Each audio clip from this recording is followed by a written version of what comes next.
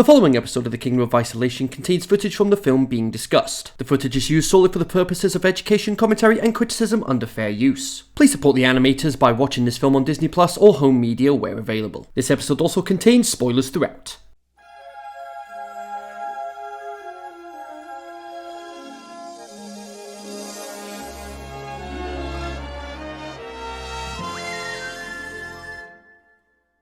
Hello, my fellow Disney fans, and welcome to the Kingdom of Isolation, where in times of trouble, why not celebrate the magic of Disney? I'm Kenzie Retro, and tonight, we are heading back to Kauai, to Elvis songs, hula skirts, spaceship chases, and one blue koala-shaped menace with big feelings and even bigger teeth. But before we talk about Lilo and Stitch 2, Stitch Has a Glitch, we have to remember where this story began. In 2002, Lilo and Stitch arrived as the little Disney film that could. A scrappy, strange, heartfelt story that didn't look or feel anything like what the Mouse House were doing at the time. Despite this, though, it told the tale of Lilo, a lonely Hawaiian girl with a fierce spirit, a love of Elvis, and a grief so real that it caught audiences off guard. She meets Stitch, Experiment 626, a chaotic alien weapon who crash lands on Earth and absolutely should not have been adopted from the family shelter. Together, these two broken souls created one of Disney's most unexpectedly emotional films. A story about misfits, about loss, about found family, or, as the film taught us, Ohana means family. Family means nobody gets left behind or forgotten. The first film was funny, frantic, aching, and beautiful all at once. A masterpiece of heart wrapped in sci-fi chaos. It felt complete. It felt whole. A story that ended exactly where it needed to. And 3 years later, direct-to-video in 2005, Lilo and Stitch 2, Stitch Has a Glitch, arrived. A direct-to-video sequel that somehow said, what if that perfect emotional ending didn't actually fix everything? This time, Stitch's molecular structure is breaking down. He's glitching, short-circuiting, losing control. And for the first time since landing on Earth, Lilo may not be able to save him. While this film takes the next step, what happens when someone you love is hurting and you don't know how to help? It's darker, smaller, not the riotous adventure of the original, but a story about fear, the fear of losing what finally made you whole. And somewhere beneath the cheaper animation and toned down soundtrack, the film still reaches for that old emotional spark, even if it flickers. So tonight, we'll revisit this tender, glitching chapter, a quieter page in the story of an alien weapon and the girl who saw him as family. Because here, in the Kingdom of Isolation, even the forgotten sequels, the imperfect sequels, the glitching sequels, deserve to be part of the Ohana. The DVD of the film contains a deleted scene which was released as an animated short film, with a duration of about 4 minutes 35 roughly, and serves as a bridge between Stitch Has a Glitch and Stitch the movie, as well as the Lilo and Stitch TV series. In short, Stitch discovers Jumper's secret computer that reveals which creatures Jumper had used to create Stitch, and also hints at his other 625 experiments. Stitch is afraid to find out what a monster he is, only for Jumper to come and explain how he found love when he met Lilo. The short was directed by Mike Disser and Tony Bancroft. Originally, the film was scheduled for a theatrical release, like Return to Neverland, but was released on DVD and VHS on August 30th, 2005, due to the poor performance of The Jungle Book 2. Although later Disney was sorry after the success of the film's sales. Don't you look stupid now? To agree to make this sequel, Michael Labash asked Disney to respect the concepts handled in the original film. Everything from the music of Elvis Presley and the animation style of the original. Well, he he did consider the animation of the Disney sequels a bit lackluster. They had a lower quality compared to its predecessors.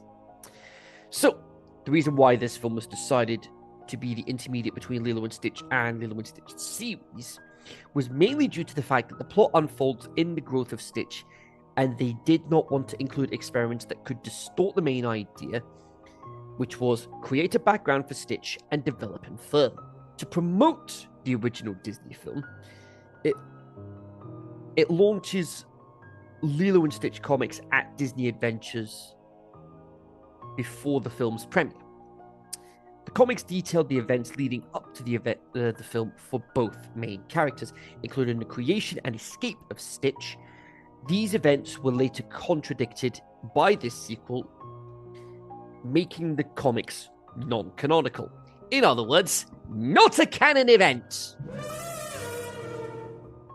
Thanks, Miguel. We'll get to the Spider-Verse films eventually. Forgive me. It is 2 a.m. and I am staying up at time of recording because in just a couple of hours' time, Formula One's in Las Vegas this weekend. So, fun weekend ahead of me. I'm not going to sleep. So I'm going to be busy making these episodes instead. The comics are notable, however, for introducing Experiment 625, Reuben. Now, likewise, in the anime Stitch's creation in this movie was completely contradicted. The film was not animated by the same Walt Disney feature animation team, but the animation was carried out by the sister studio, Disney Toon Studios. However, there was not much difference in the image quality between the first film and this one, since the original film was animated in a more rustic way with a much cheaper style of funds due to the crisis that Disney faced with its early releases in the early 2000s. So the animation of this sequel is on par with the first film and is even of higher quality than the series. But again, that's to be expected. The TV series, you expect the animation quality to be slightly lower than the films themselves. Do you guys want me to cover the sequels at some point? Because those sequels were not done by Disney Toon Studios. They were done by Walt Disney Television Animation, alongside a couple of other films that were done solely by Walt Disney Television Animation. Do you guys want me to cover those? If so, let me know in the comments, because I'm definitely not going to be done with animated films anytime soon if that's the case. So, because this film was released around the same time as Star Wars Episode 3 Revenge of the Sith, one of the trailers poked fun at Revenge of the Sith by using the Star Wars themed intro and using the gag Revenge of the Stitch. So, back to Hawaii we go. The Walt Disney Pictures logo glitches out, foreshadowing what's going to be happening later. Stitch blows up the title card as he flies over Hawaii, causing chaos.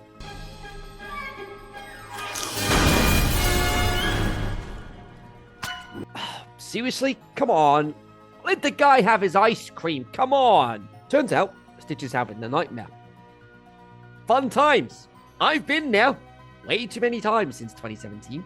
Stitch is voiced again by Chris Sanders, while Lilo is not voiced by Debbie Chase this time around, due to focusing on recording for the TV series that was happening at the same time this came out. The role is played this time by her best friend, Dakota Fanning, who would go on to voice Coraline and would also go on to be in the Twilight franchise. Lilo gives Stitch a therapy session. Roll with it. Well, pizza so much and I see. and then bam, bam, bam, bam, bam, bam, bam, and then and then that's it. Some of that would actually get used in the remake in 2025. One evident aspect of the film is the design of the house, as it resembles more closely the house they built at the end of the first film, rather than the house from the Lilo and Stitch series. Lilo rounds this up by confirming that Stitch is scared of going bad again, and hey, who could blame him? By prognosis, your goodness level is extra high. Nothing to worry about. Nothing to worry about yet. Nani takes Lilo to hula class, voiced again by Tia Carrere, who would go on to have a role in the remake as well, which I thought was pretty cool. And yes, I will cover the remake in 2026, as well as the Moana remake when it comes to Disney Plus, which will likely be before year's end next year. Seriously, why they felt the need to remake Moana when the original film is not even a decade old yet? The film isn't even going to be a decade old because the Moana remake is going to be coming out in the summer, a few months before the 10th anniversary of the original. That's not a good sign of things to come. Nani tries to get Jumper and Pleakley to help clean the house ahead of family night that evening. That's basically the equivalent of Latter-day Saints family home evening on Monday nights. Oh, and by the way, future system missionaries rejoice. The minimum age has been reduced to 18, so that way you can go at 8. That way you can go at 18, the same as the prospective elders. Yes! Yes! Oh, how the Latter-day Saints rejoice tonight at time of recording. Now, Jumper and Pleakley are voiced by David Ogden Stiers. Stiers. How is it pronounced? I don't know. David Ogden Stiers and Kevin McDonald, respectively. No more crop circles! Ah! Oh, all the other aliens get to make them. They had to throw a crop circles gag in at some point. Nani lets Lilo and Stitch take the hovercraft. If they can find it, of course. Which they managed to in very, very little time. Off to hula class we go, all while Hawaiian roller coaster ride plays in the background. And on the subject of music, Joel McNeely is back with the film score, and he also did Pooh's Heffalump movie earlier that same year when this film was released.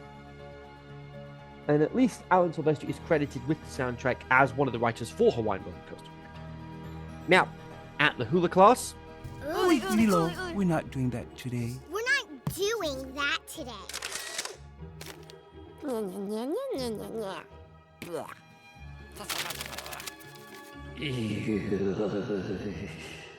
Insufferable. Need I say more? That Polaroid camera becomes important in just a moment. So keep that Polaroid camera handy. May Day celebrations are just around the corner with a hula competition to decide who gets to perform at the event. Will people who are late to class be allowed to participate? Cannot stand this child. Cannot stand her at all. Absolutely cannot stand her at all. I don't even know where to begin with describing how insufferable Myrtle is. She was insufferable in the original film, and she is just as insufferable, if not more so, here. Everyone aside from Lilo has a mother that will be able to help them with putting their routines together. Your heart does break for Lilo at this moment in the film.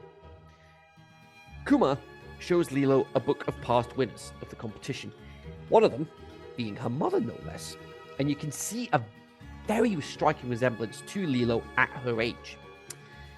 He's now Kuma is voiced again by Kunawa Mook.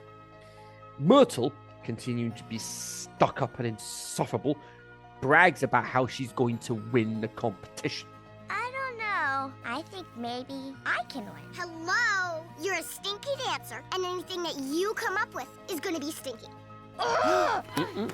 Yeah, testing Lilo's patience would be a massive understatement at this point. This is the first Lilo and Stitch production where Myrtle's father is actually mentioned.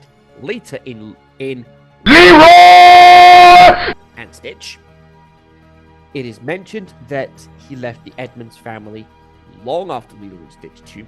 Gee, I wonder why. Now, supervising animators time. Stephen Baker for Jumper, Manny Banados for Kumu, Noel Cleary for Stitch. Bernard Derryman is credited on the as a supervising animator on IMDb, but it's not specified what character he was the supervising animator for. Robert Mason for Nani, Kevin Peaty for Lilo, and Nadine Westerbarky for Pleakley. You'll never be like your mom. Never. You what? Girl said, "What about my mother?" Excuse me, girl said, "What about my mother?" You gonna hold me back this time, Stitch? Okay. That's it! Smile.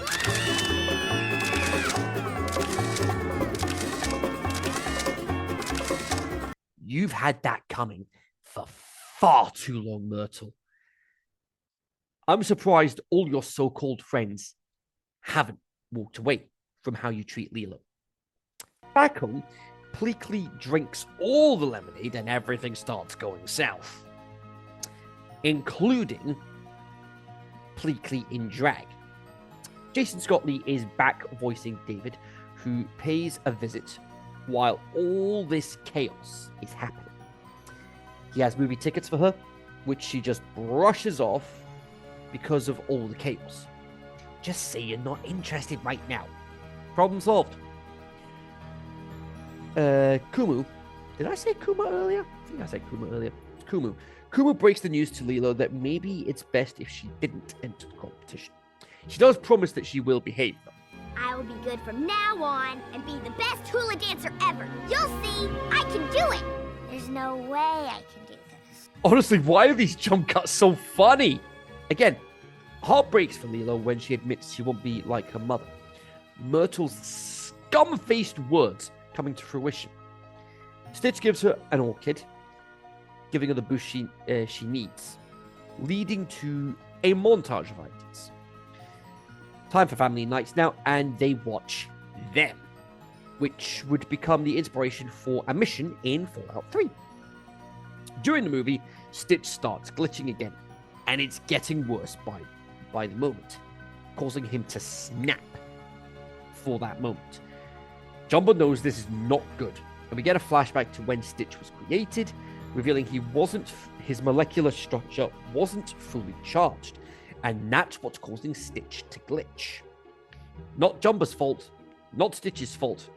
It's the intergalactic police with the combined IQ of one useless Canadian.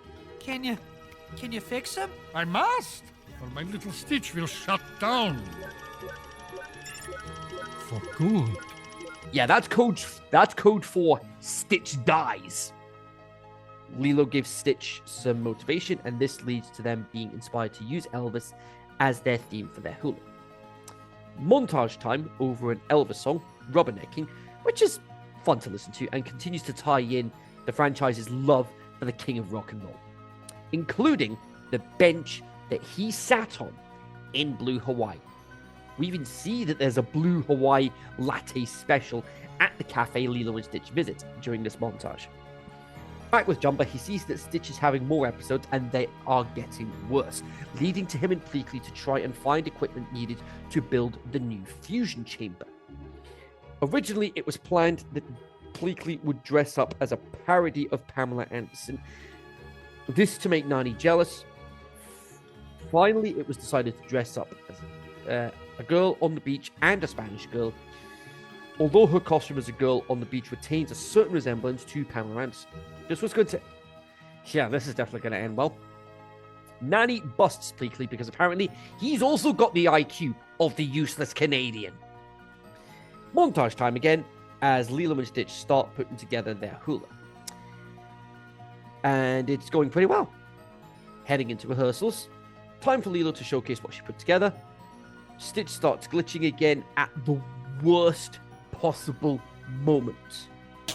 Lilo, you will not be allowed to rehearse at this hello again. Ouch!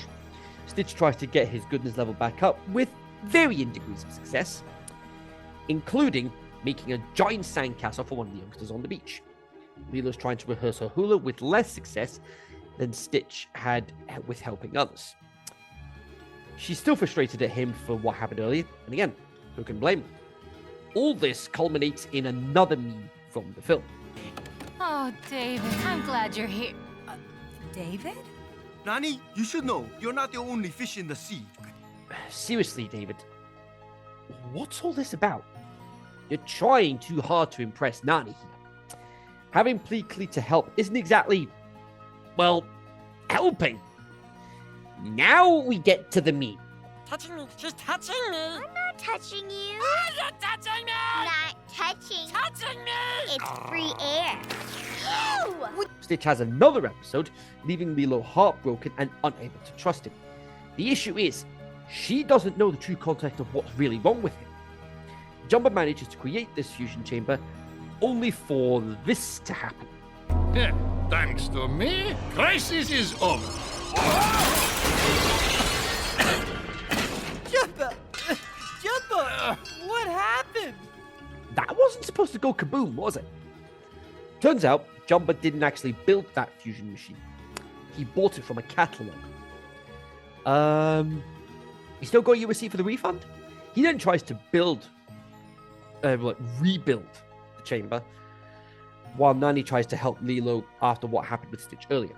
And actually, speaking of which, he's at the tree. He's at the. I think it's a tree house. I don't know if it's a tree house or not. I'm just calling it a tree house. I don't know what it is because it's not actually an actual tree house. Again, your heart breaks for this tender moment, and the music matches it beautifully. The next day, we have a Rocky-style training montage, grey tracksuits and all to Elvis's UK #1 from, I think it was 2002 at the time. A Little Less Conversation, remixed by JXL. It's the May Day festival, and she dons her mother's hula outfit, and including the orchid is a spitting image of her mother, ready to go. Everyone does their hula dance, and Myrtle's in particular. The dance that Myrtle performs for the contest is a representation of how merchants try to sell or make money from Japanese culture, and how this makes Hawaiians uncomfortable.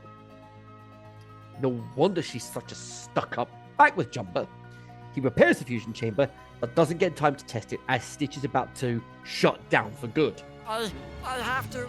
Are you okay?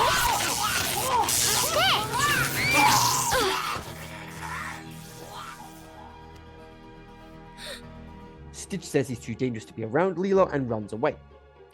Lilo performs her hula, or at least tries to, with a beautiful Sunday afternoon track, always performed by David and Dennis Kamakahi. Lilo goes to find Stitch with the help of David, Nani, Jumper, and Pleakley. Stitch tries to fly off in the ship, which leads to one final major episode, causing the ship to crash. Lilo uses her hovercraft to get to Stitch, which was... where was the hovercraft hiding this time? In the boot of Nani's car. I call it the boot of the car. You guys call it the trunk if you're in North America. Lilo tries to get Stitch into the fusion chamber. She powers it up, but it looks like it's too late as Stitch's power hits 0. Now, I've seen this scene numerous times, and I turn into an absolute mess every time. And no joke. On my most recent viewing here for this episode, it still hurts just as much as when I watched it for the first time. You're my Ohana, Stitch. And I'll always love you.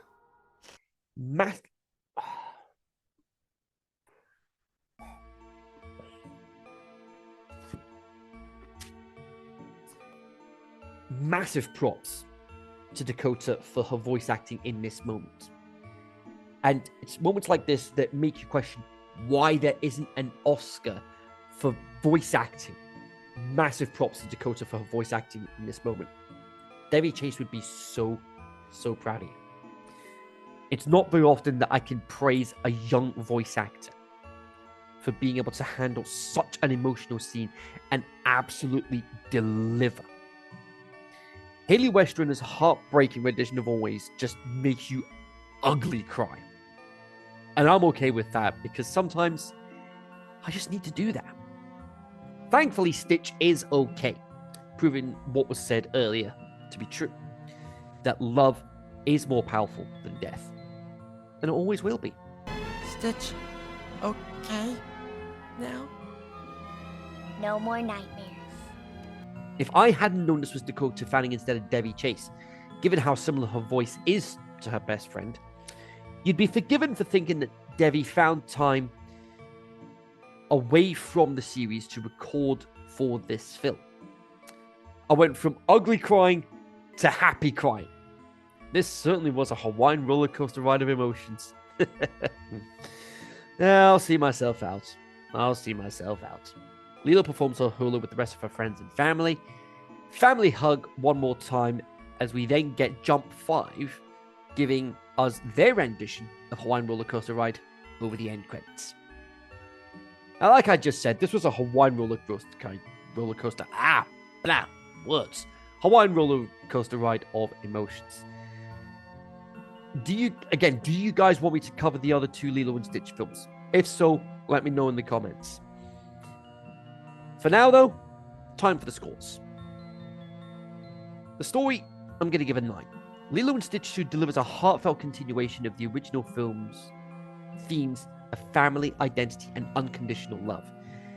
The story's emotional core, Stitch's glitch threatening his bond with Lilo, adds genuine weight, and the pacing remains tight and engaging. And that is very impressive given the fact that this film had a 68-minute runtime. And to be able to do that is just massive props. While smaller in scale than its predecessor, the film succeeds by focusing on character-driven moments that resonate deeply throughout the film. The characters, I'm going to give a 10. The characters shine brighter than ever, thanks in part to a standout performance by Dakota Fanning, who brings tenderness and emotional nuance to Lilo. Her voice work infuses the character with a mix of innocence and determination that elevates the entire narrative. Stitch, Nani, and the extended Ohana retain their charm, humor, and depth, making the ensemble as compelling as in the original. The visuals, I'm going to give a 10 as well. Despite being a direct-to-video release, the film impressively maintains the warm, hand-drawn animation quality of the original film. The Hawaiian landscapes are vibrant and lovingly rendered, and the character animation is fluid, expressive, and full of life. It's rare that a sequel matches the visual heart of its theatrical predecessor, and this is one of those cases where we can honestly say that. The soundtrack, I'm going to give a 9. The soundtrack delivers a mix of Hawaiian flair, emotional pieces, and a few upbeat surprises. While it may not be as iconic as the original's music, it beautifully supports the film's tone. The emotional cues during Stitch's glitch storyline are particularly effective, enhancing the film's most poignant scenes. And now, the legacy.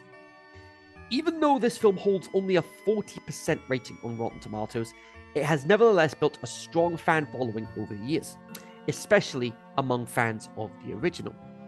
Graham, looking at you specifically. And its impressive win for Best Home Entertainment Production at the Annie Awards that year underscores the industry recognition for its craftsmanship. And while it didn't achieve universal acclaim, its emotional depth, visual continuity, and character focus have cemented it as one of Disney's stronger direct-to-video sequels.